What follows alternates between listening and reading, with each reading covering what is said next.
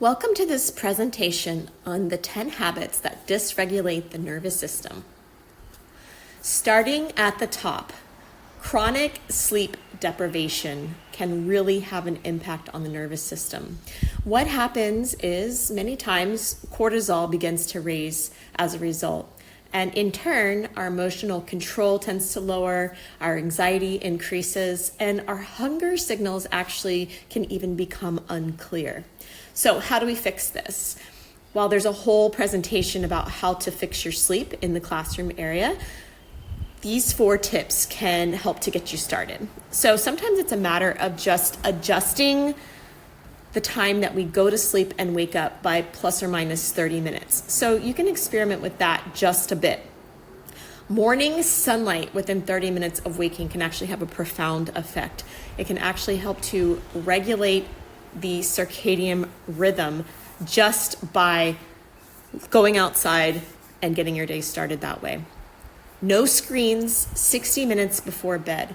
So that means phones, that means TV. And if that is a part of your picture, having some blue light blocking glasses can actually be very, very helpful. You can get them on Amazon for as little as $10, and I would say that's a really helpful tool. And making sure that your bedroom is cool and dark. A lot of times we tend to wake up in the middle of the night because we get hot for a variety of different reasons. So the cool part is especially important. Blood sugar instability. So when we have rapid glucose spikes, we also tend to have crashes. And when we have crashes, we can get irritable, we can get shakiness, brain fog can even slip in, and other types of stress responses. So how do we regulate this? Protein at every meal is key. So for adults, a minimum, that means 20 to 40 grams per meal. Now, I can certainly help you determine the exact amount of protein that you need, or you can go to the classroom and there's a way to figure out your exact protein and macro needs on an individual basis. But protein at every meal really helps with this. Eating within 1 to 2 hours of waking for a lot of people can actually be very helpful as well. And anytime you do eat carbs, pairing them with protein in particular, and sometimes fat, can also help with blood sugar instability. Avoiding caffeine on an empty stomach is also key. Number 3 is constant psychological stress. So when the sympathetic nervous system is stuck in on mode, this can have a profound effect on the nervous system. So while I'm not a therapist, I can give you a few tips to sort of help with some of this. So a 5-minute session of psychological breathing can be very impactful. And that's literally just going, it kind of just gets some stuff out. And so I have found that practice can be very helpful. Also, writing tomorrow's tasks down before you go to bed. So if you're laying in bed and you're rummaging through the things you have to do, you're worried you're going to forget something, that can actually create a lot of stress and it can affect your sleep. So really making sure you have a set plan for the next day before you go to bed, whether it's writing the different tasks down on your phone, putting it on a notepad, a Post-it, whatever that means for you, that can be very helpful. Scheduling recovery blocks as though they're workouts. So collectively gathering your 5 minutes on social media, your 15 minutes of TV, whatever that looks like, and putting them all in one block where you're able to just zone out in some way that makes sense for you can be very impactful as well. And then reducing multitasking. We live in a society today where it's glorified that we're doing a million things at once, but in reality, the research shows that it's actually almost impossible to do things well simultaneously. So really focusing on one task and completing it and then moving on to the next task can actually be much more efficient and can have a positive effect on your nervous system. Number 4 is overtraining with insufficient recovery. So what happens is a lot of times when we overtrain and we don't recover, our heart rate, our resting heart rate can actually become more elevated. We can start to have poor sleep, we can begin to plateau, and we can actually become very irritable. So how do you regulate this with your training? It's really 1 to 2 true rest days every single week. And then alternating between high and low intensity days. I have found as a CrossFitter that doing high intensity every single day can actually disrupt the nervous system. So really being mindful with your training, especially if you're a CrossFitter, and alternating days of lifting and strength and skill work with high intensity can be much more impactful versus every single day doing high intensity. Tracking your morning resting heart rate can be helpful in the process of managing, and also eating carbs post-workout. I know as people that are looking to lose weight and trying to be lean, we think carbs are the enemy, but if you're someone who trains every day, carbs are actually really important. So you want to make sure post-workout that you are eating sufficient carbs. Excess caffeine. So what can happen is you can actually sort of go into this fight or flight activation mode, and that can worsen your anxiety and sleep. So how do we regulate caffeine if it's something that we enjoy in our life? I know for me, I love coffee. And so what you can do is really make sure, again, that you have plenty of water before you have your first cup of coffee. So delaying it 60 to 90 minutes before waking can have an impact.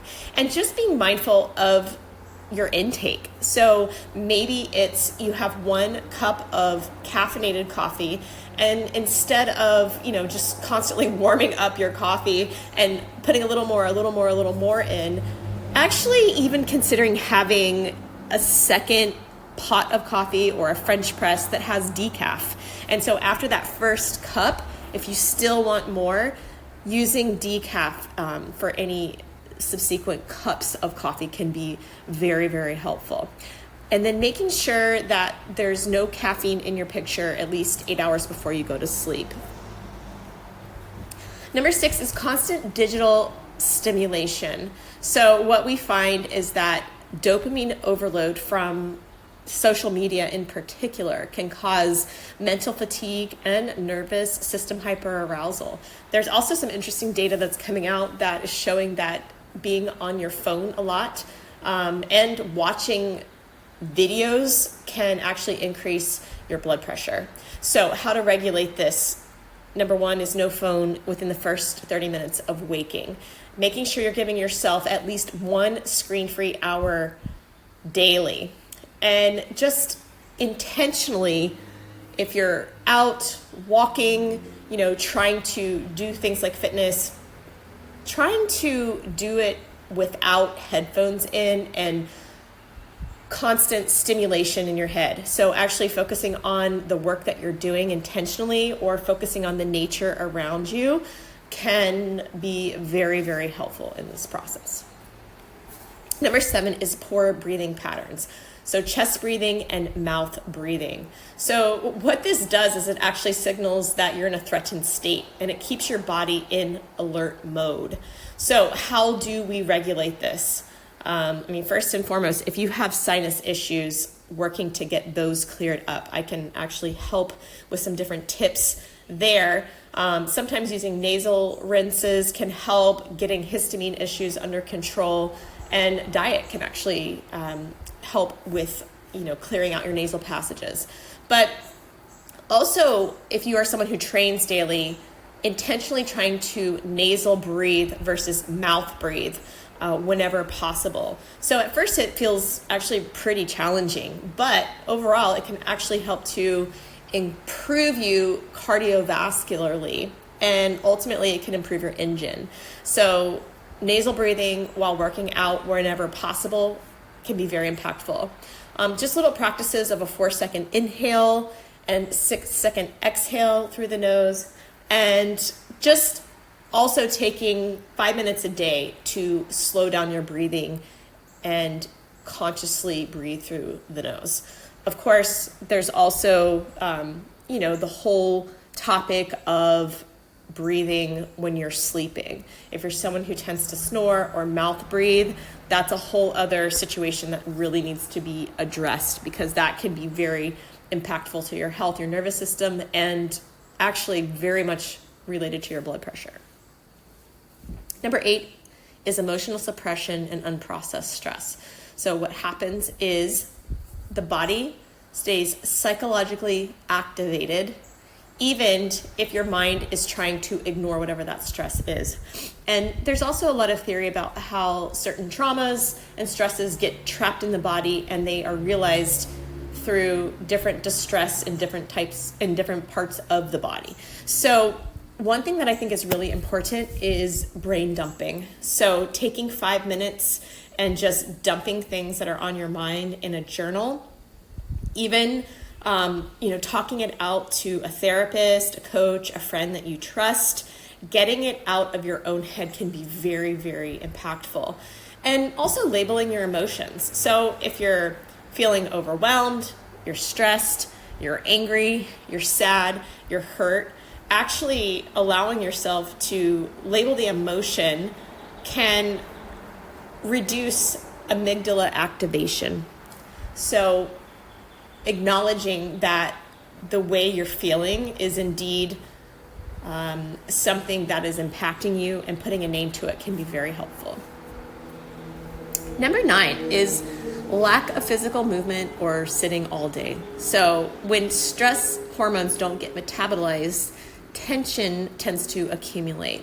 So doing simple things, if you don't have the ability to, have a weekly training program in the gym or a very structured workout program, at least walking after a meal, 5-minute breaks of movement every hour at your desk. Sometimes just standing up and doing 10 air squats can be very, very impactful. And then low intensity cardio for your recovery days if you are someone who trains regularly. So I can't stress how important it is to move, but also to make sure that you are recovering properly as well. Number 10 is social isolation and lack of safety signals.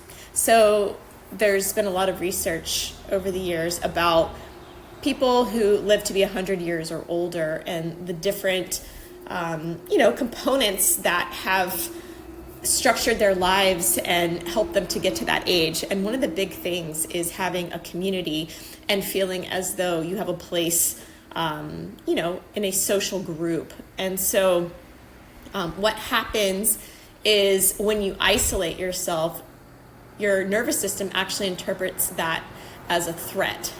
And so it can become this constant loop of just isolating and ultimately your nervous system getting wound up in the isolation threat mode. And so how do we get past that? How do we regulate that? So face-to-face conversations weekly at a minimum, and eye contact and laughter. Those are things that really, really can help with the nervous system. And how do you get that if you don't have, a large family, you don't have, a job maybe that you go to every single day, or you don't have a source of interacting with people. So I find that one of the easiest ways to get out and have a community is to find group workouts. I think that CrossFit is a great way for that.